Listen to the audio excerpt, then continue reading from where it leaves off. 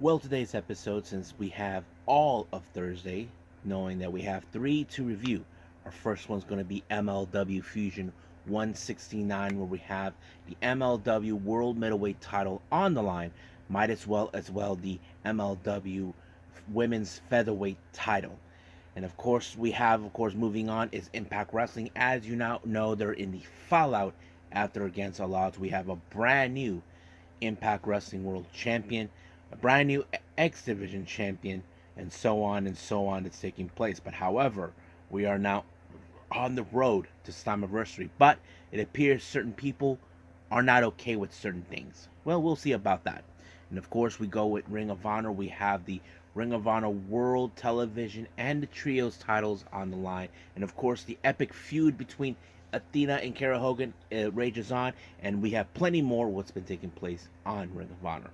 And then, of course, we have some news updates to share what's been going on in the world of pro wrestling. So, let's get ready for another episode of the Deleted Wrestle Zone.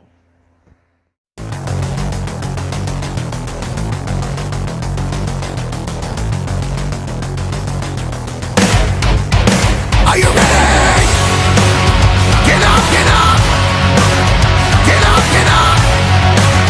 Get up, get up! Get up, get up! Get up, get up! Get up, get up!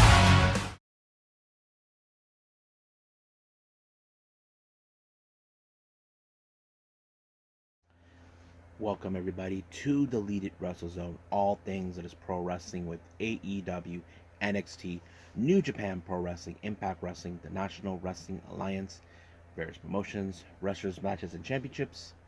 I am your host, J-Rod here. So, let's begin with MLW Fusion 169.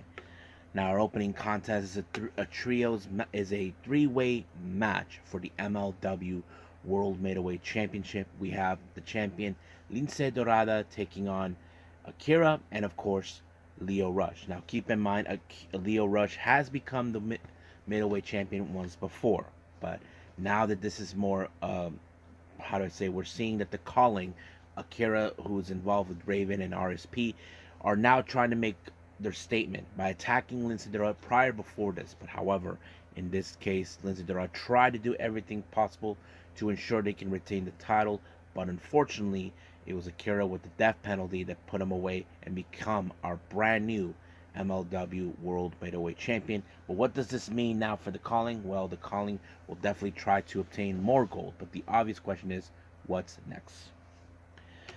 Now, Taya Valkyrie, as you know, has been trying for quite some time to ditch the fact, I don't need to face Delmi Exo. She believes that she's not going to ruin her reputation, but however, because of Court Bauer, he made this match happen regardless of what Taya Valkyrie thinks or says. So even though she's not happy with it, she's been like that the entirety of the entire episode. However, speaking of the calling, what we had, one of their victims, Jacob Fatu, decided that he's declaring war against them after what happened the last time, costing him an opportunity for the MLW National Openweight Championship. You know, Fatu will not take this kindly and will do whatever it takes to get even with them. Now, our next match, we have Sam Adonis taking on Willie Mack. Now, keep in mind, this whole thing started because Sam Adonis and John Hennigan are trying to find information with the whereabouts, of course, of Caesar Drab. But, of course, Willie Mack decided to play a little game with them by saying that I'll give you all the information I know. In exchange, you give me a shot of the title. So apparently he played their game, and they did not like that. But, of course, the numbers game in this match always plays out pretty well in favor of Sam Adonis himself, because as long as his buddy John Hennigan is right there, he will be able to win. But, of course, Adonis, as always, with the 450 splash, giving him the win. However, the spotlight was later overturned when, of course, Mance Warner shows up. And as you know, Sam Adonis does not like the fact that the spotlight was moved to someone else. And they started brawling the entire time. They even tried to choke him out to death. But however, I don't know how long Mance Warner can do it, but he is a tough bastard. He knows exactly what he's getting himself into. But don't think for a solitary second that Mance Warner will not get a little payback of his own and try to drink some light beers. Now, Boomaye Fight Club has indicated that they're mysterious benefactor has done it once again, putting up another series of giving away cash if they can beat him. But obviously, we still don't know who this benefactor is, but we'll see what happens then. Now, our main event is the MLW Women's Featherweight title.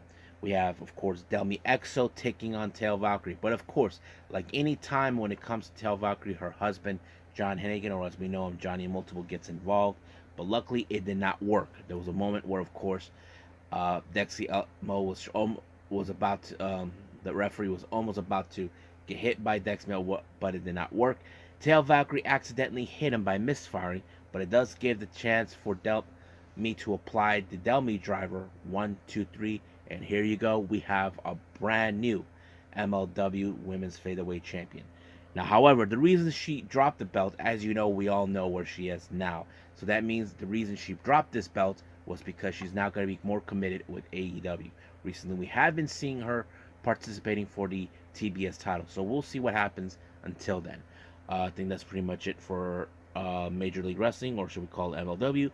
I believe it's time for Impact Wrestling.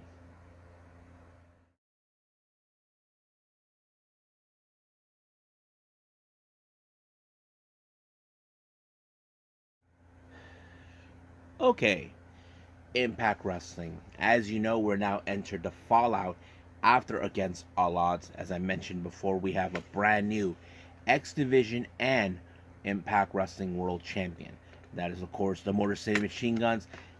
Um, Chris Sabin is now a 9-time X Division champion, and Alex Shelley, as you know, is now a brand new Impact Wrestling World Champion who finally fulfilled what he wanted to do to pursue the title. Now, as you know, the reasons for this for what Alex Shelley did, he felt that many wrestlers who he trained has reached that level. And we're talking about Jay White, Seth Rollins, and a few others that he had helped train. However, he felt that it was time for him to focus on himself. But while this was happening, of course, Trey Miguel decided to say, that the Motor City Machine Guns are the villains of this story, saying that he still hasn't gotten the respect that he's. But however, Chris Sabin always makes it. You are asking, you're demanding that you get respect, but except you have to earn it. But of course, they didn't see it that way. But of course, someone who agrees with that. But I failed also to mention that Nick Aldis is the #1 contender of the world title. But of course, Kenny King shows up, starting to go out of the way to saying that they agree with Trey Miguel and all this other stuff. The guys like Nick Aldis try to cut in line, that they were rolled up the red carpet. And then, of course, another person shows up, that is Giselle Shaw, along with her entourage, Jay Vidal and Savannah Evans. Giselle Shaw said that you guys laid out the red carpet. However, she even told Alex Shelley, do you think you deserve this? And we all know the word. Yup. And of course, he says, no one rolled up the red carpet for us. It was hard wood. He also said that we've been here for years. But he did say, but it sounds to me you have a problem with Trinity. So Trinity shows up, says all this and that. And then, of course, Deonna Purrazzo shows up as well. And then, of course, we see that Santino Marella decided, how about this? Main event is going to be Deonna Purrazzo, Trinity, along with the Morris Machine Guns and Nick Aldis. That's one team, taking on Giselle Shaw, Savannah Evans, but he called her Savannah Georgia. Kenny King, Sheldon Jean, while he's wearing his jeans, and of course Trey Miguel.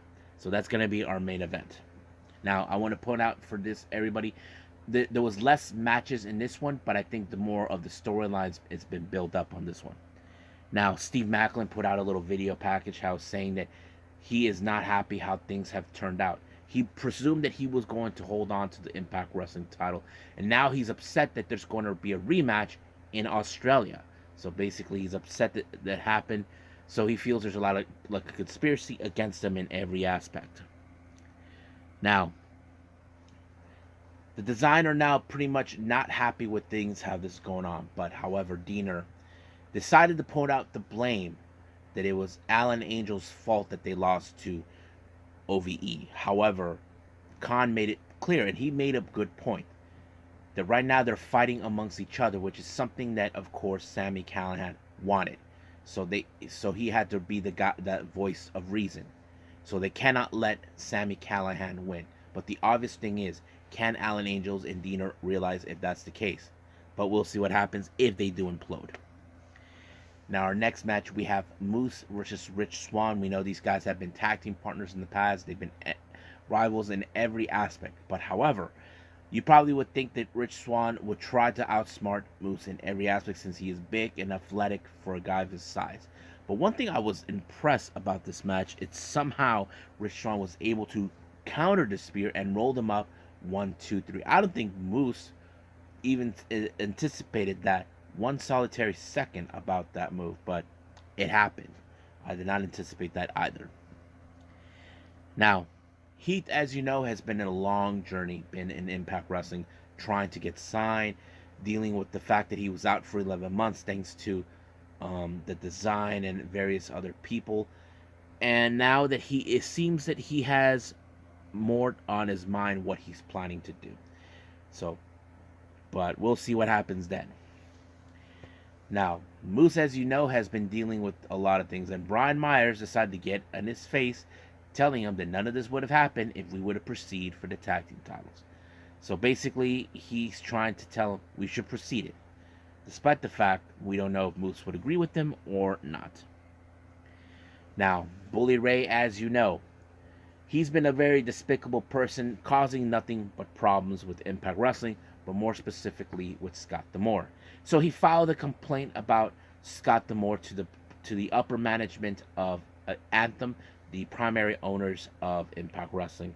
However, D'Amore shows up saying that he agrees with them, but he wasn't going to repeat himself, but he did tell him because of his actions that took place against all odds, he was asked to take an indefinite leave, which gave a very happy face to Bully Ray. But however, because of this, Bully Ray did not anticipate that he was going to get his ass kicked by Scott D'Amore. But of course, the one person who hated Scott D'Amore as well, Steve Maclin, decided to show up.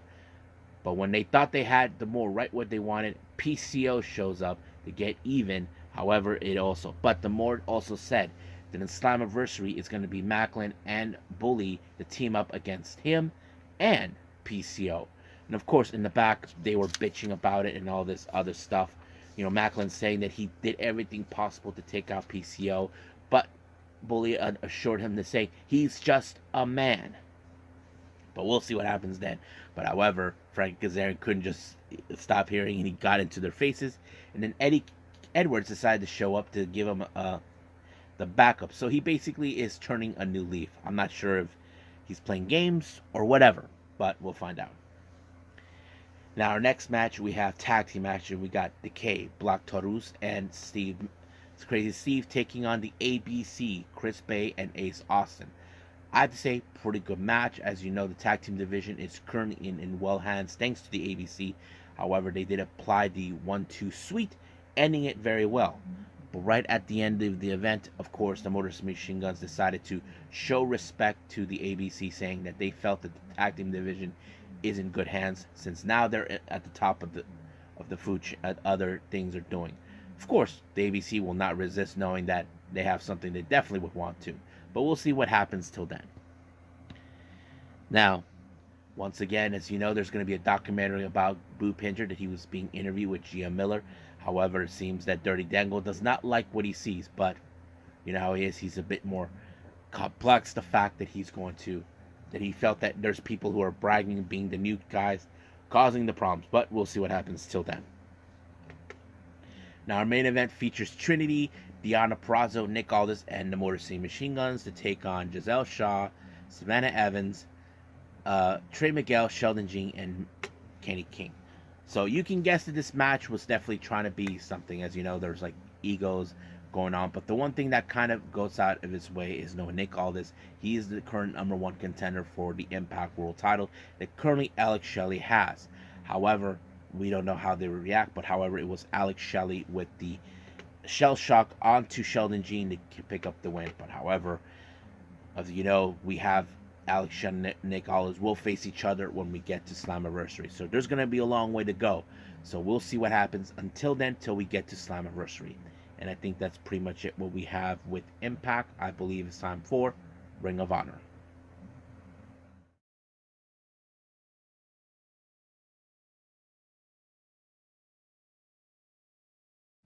Okay, our final review, Ring of Honor. It opened up with my bad, hold on. The Ring of Honor World Television title. The challenger, Matt Sydal and Samoa Joe. Now, Matt Sydal has been pursuing this belt recently since he reformed his tag team with Christopher Daniel. So that was something that's been set out. But however, the obvious question is, can Matt Sydal dethrone the Samoan submission machine? Well, the answer to that, it did not. As you know, Samoa Joe refuses to stay down in every way aspect until he applied the muscle buster, retaining his title. Next up, we have Nick Comoroto versus Demos, and he's being accompanied by none other than the daughter of legendary Roddy Piper, Teal Piper. However, this match you probably would have thought the Demos might have been a tough SOB, but however, Nick Comoroto was able to pin Demos, but he used the ropes into his advantage. Ref did not see anything to give him the win. Of course, Demos not happy with the results, but it did happen in that fashion. Now, we do see a little interview with Tony Nese. It appears that Tony Nese says he has something in store. We just don't know what. We know he's scheduled to face against Serpentico for this particular day, so we'll see what happens till then. Now, our next match, we have Teal Piper along with Demos taking on Diamante. I have to say, this was a pretty good match. I mean, you probably would say, Teal Piper, she's nothing like her dad. She'll fail like her dad, or she'll be a failure, second generation wrestlers. I have to say, maybe Teal Piper has finally found what she needs, because, as you know, we don't want people to assume, oh, wrestlers who are second or third generations are going to live up the same reputation as their parent. However, certain wrestlers can find a certain type of reputation outside what their parents have done, and I have to say Teal did that. But however, it was a submission move by Diamante, but it did allow for the ref to call this match and end it where Diamante win the match, actually.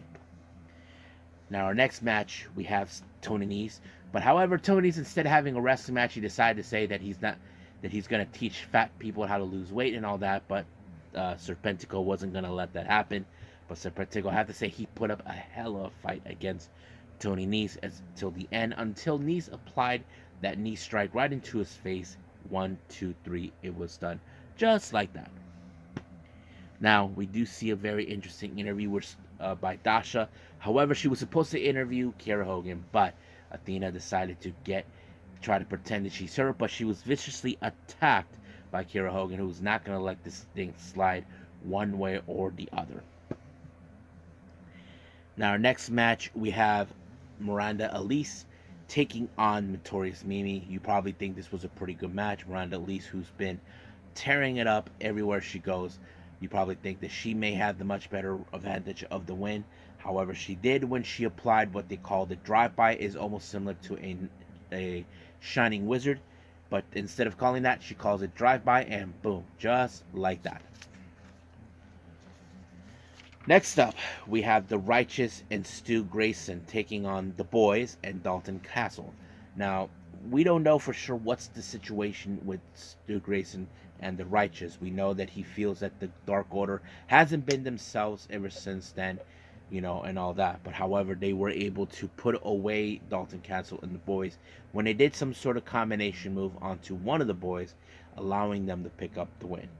But during the interview we did see with Dasha, we do see Dark Order, who they're not impressed with the whole thing. So it seemed now they turn into a different side. But Evil Uno did state it one thing. He says, do you think they're going to be there for you when you are at your lowest?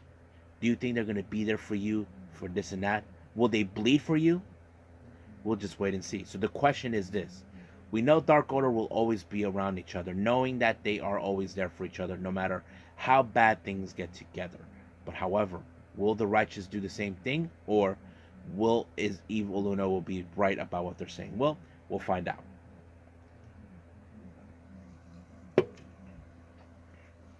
Moving on, we have a proving ground match for the ROH Women's World Title.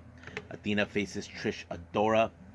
I have to say, one hell of a match on this one, until she applied the Eclipse, or whatever she calls it now, in order to end it. But however, once again, Athena decided to beat up her competition until Kiera Hogan shows up, and everything was going chaotic from both sides. Security refs tried to stop them, but however, Kiera Hogan brought out a table, but Athena decided to spear through Kiera Hogan. But something happened.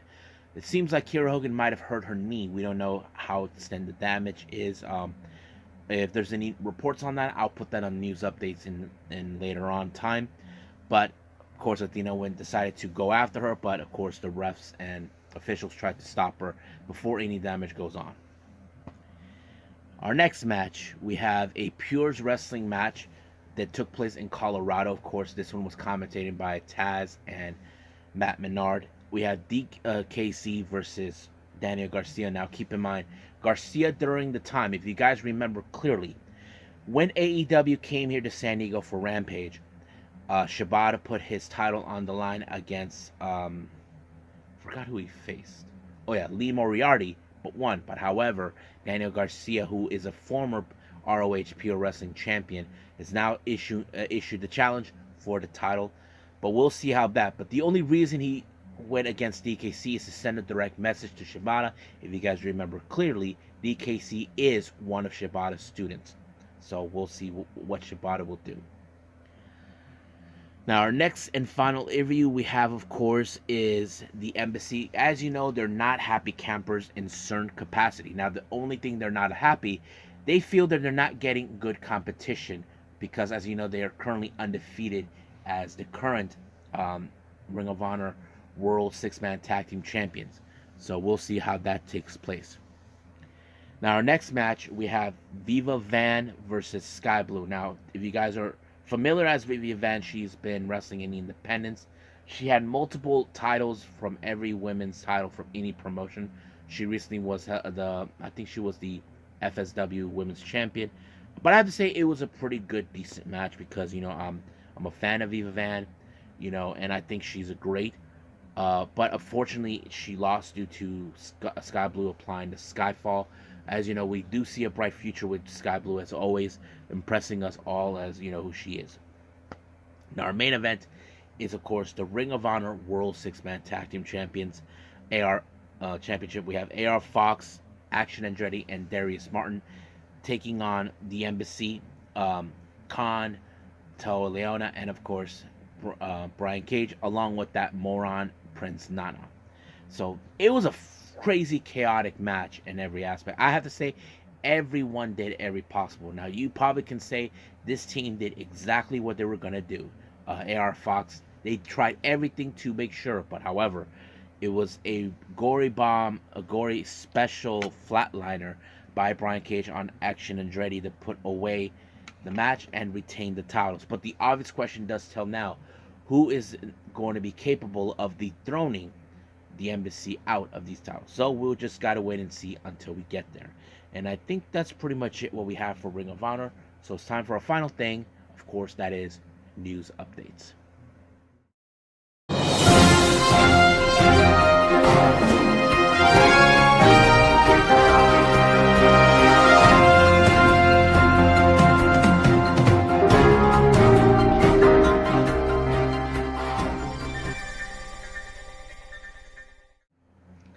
Okay, so welcome to our news update. So let's see what we have here to tell what's been happening in the world of pro wrestling.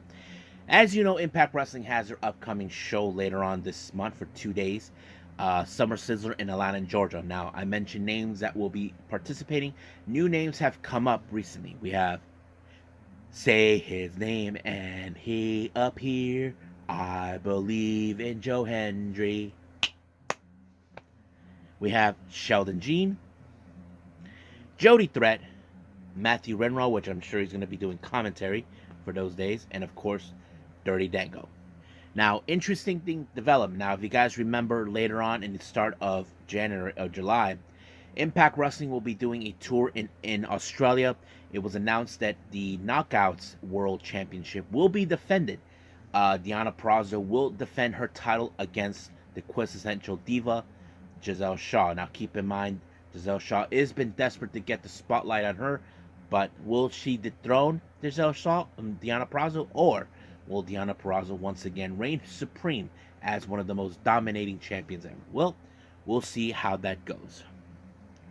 Now, uh, as you know, there's going to that new promotion for an all women's promotion taking place in LA in October. Has a Kitsune women's wrestling. Announced two more names will be appearing. We have Charisma and SoCal local Katana Vera. Now I've seen Katana Vera in one of the most independent wrestling shows a couple years back. She's okay, but I'm sure there'll be more names to mention. I'll do that some other time. West Coast Pro for the Cruel Summer event on July 8th. It was announced that Kevin Blackwood will be in action to take on Robert Martyr.